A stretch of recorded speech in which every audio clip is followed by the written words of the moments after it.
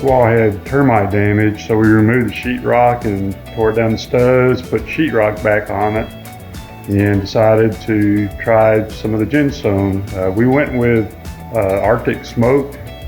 We looked at the Northern Slate, but we figured it was a little bit too dark.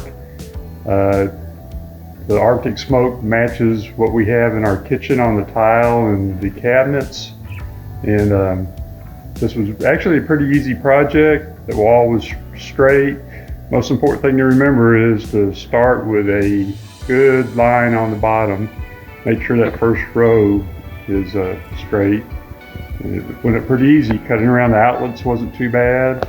Cutting around the electrical panel was pretty easy. But I'm really satisfied with the project and everybody really likes it.